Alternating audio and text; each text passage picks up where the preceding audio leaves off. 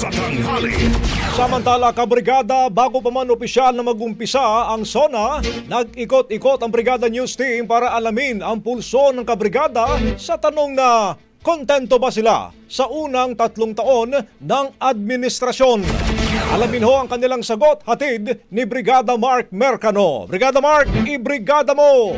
Brigada Radio Shine, tuloy-tuloy pa rin tayo nangangalap ng mga pulso ng ating mga kabrigada, pulso ng sambayanan. Hinggil mo sa ating tanong ngayong umaga, ngayong araw ho dito sa ating programa at special coverage ng ating Brigada News FM Manila. Ang tanong ho mga kabrigada sa loob ng 3 taon sa loob ng 3 taon, kontento ba kayo? Kontento ba sila sa naging unang 3 taon ng panunungkulan ng Marcos administration? Yan po ang ating tanong at may mga tinanungan na tayo mga kabrigada at pakinggan natin ang kanilang mga naging kasagutan. Hindi. Bakit? Parang may kulang. Hindi tulad nun kay Duterte na daming nasugpo. Yan lang. Nung nagmahal ang bilhin, tsaka daming naging addict ngayon. Ay, wala. Pwedeng oo.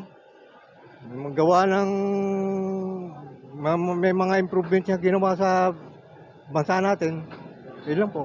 Totoo ngayon? Hindi po. Bakit? Kasi wala po nararamdaman na ginawa niya po eh. Ngayon lang po. Ayun naman masasabi ko kasi wala naman po na nagawa niya ngayong taon po. Salamat.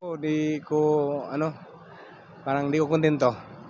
Kasi wala medyo hirap pa rin tao eh. Ngayon, sa ngayon talaga ako, like kontento sa ginawa niya ngayon. Medyo mahirap. Yun lang yan. Pangalan niyo po? Jojo po. Sir Jojo. Maraming salamat sa oras, Sir Jojo. At syempre mga kaibigan, in the heart of changing lives, ako po si Brigada Mark Mercano para sa SONA 2025 Brigada News FM Special Coverage, The Music and News Authority.